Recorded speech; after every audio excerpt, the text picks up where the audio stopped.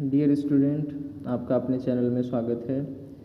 आज आइए बात करेंगे कुछ महत्वपूर्ण सूचना कि आप अपने पेपर में क्या क्या लेकर जाएंगे ताकि वहाँ से कोई भी ऐसा चीज़ न रहे छूटे ताकि आप पेपर में न बैठ पाएँ। तो उन सभी के लिए आप एक बार ज़रूर देखें और ख़ास करके ये जानते हैं वीडियो किन विद्यार्थियों के लिए है, तो ये CHS विद्यार्थियों के लिए है। ठीक है, जो भी इसमें सूचना बताई जा रही है CHS क्लास 9 2026 वाले विद्यार्थियों के लिए है।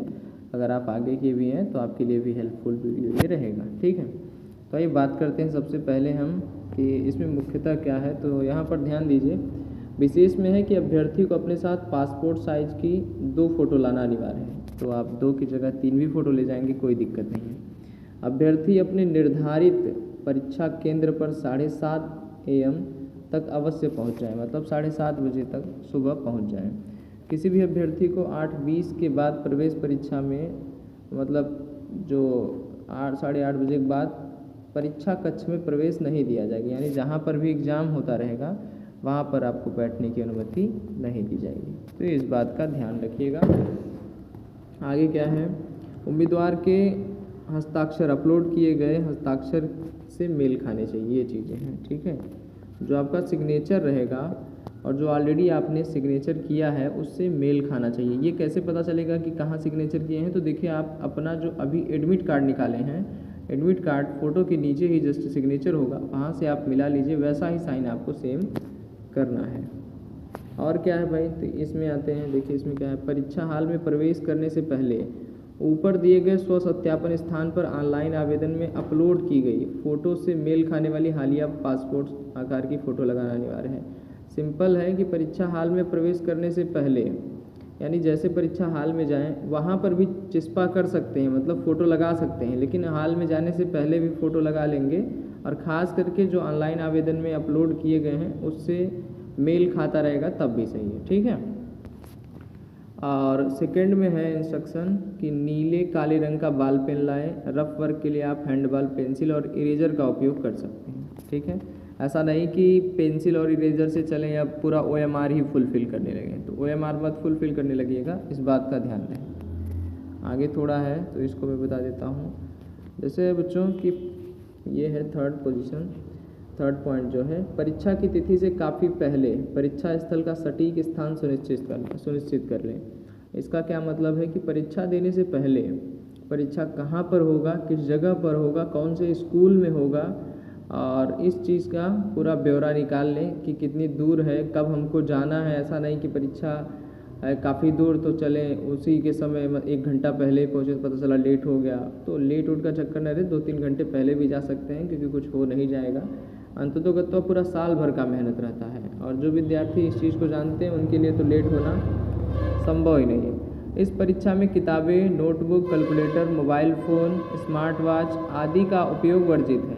ठीक है, परीक्षा स्थल के परिसर में मोबाइल फ़ोन, पेजर, कैलकुलेटर या ऐसे किसी भी उपकरण की अनुमति नहीं है, क्योंकि उनकी सुरक्षा सुनिश्चित नहीं की जा सकती। देखिए, आप अपने साथ कोई भी अनावश्यक वस्तुएं मत लेकर जाइए, जैसे मोबाइल फ़ोन, स्मार्ट वॉच, ये सब ले जाने की कोई आवश्यकता नहीं है।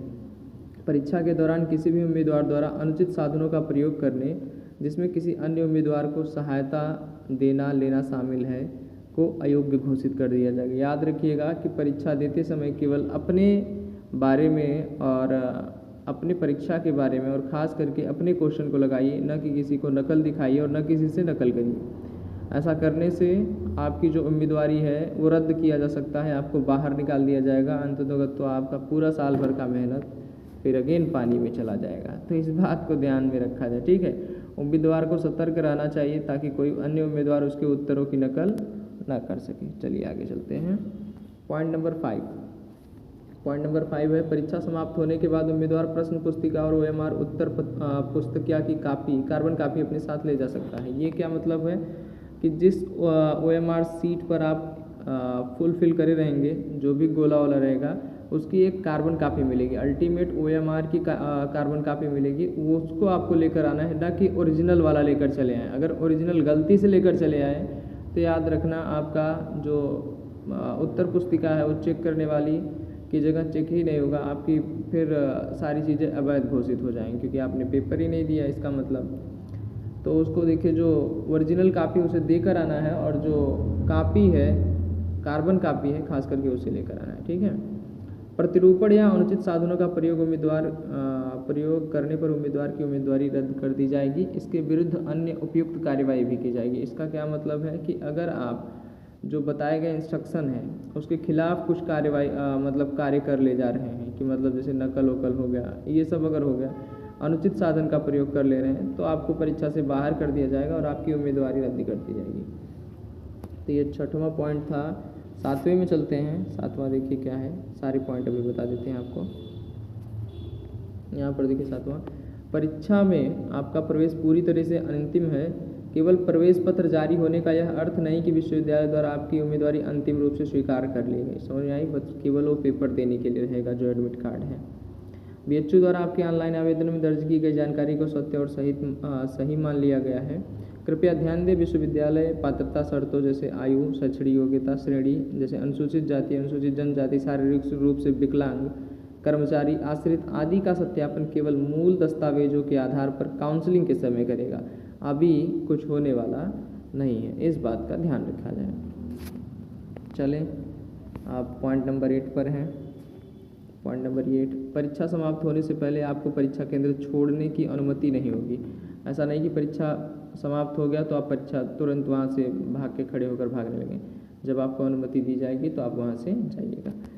पॉइंट नंबर 9 है कि परीक्षा कक्ष में OMR उत्तर पत्रक पर आपको दिए गए स्थान में अपना रोल नंबर, प्रश्न पुस्तिका श्रृंखला, प्रश्न पुस्तिका संख्या, श्रेणी आदि लिखना होगा और संबंधित गोले को काला करना होगा। ऐसा नहीं कि बस रोल नंबर लिखे, नीचे गोला को काला नहीं किया, क्योंकि नीचे गोला को काला नहीं करेंगे तो डिजिटल मशीन चेक करेगी जो OMR चेकर होती है, तो वहाँ पर आपको दिक्कत का सामना करना पड़ जाएगा, ठीक है। तो इस बात का ध्यान रखिएगा और थोड़ा संभल के इस बात को करिएगा, ठीक है। तो आइए 10वें में चलते हैं भाई।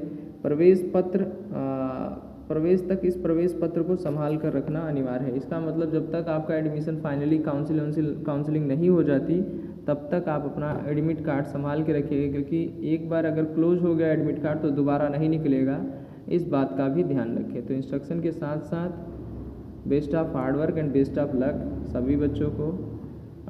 और क्या है भाई, अपनी तैयारी आप पूरी तरीके से कर लीजिए, और हाँ, जाते वक्त कुछ ऐसी चीज़ें न छूट पाएँ आपसे जो बहुत इम्पॉर्टेंट है, खास करके पेन जो है, एडमिट कार्ड जो है, हाँ ठीक है, और पानी वानी की व्यवस्था अपनी लेते जाइएगा, क्योंकि बीच बीच में प्यास लगेगी, वहाँ निकलवा देंगे तो कोई दिक्कत वाली बात नहीं है।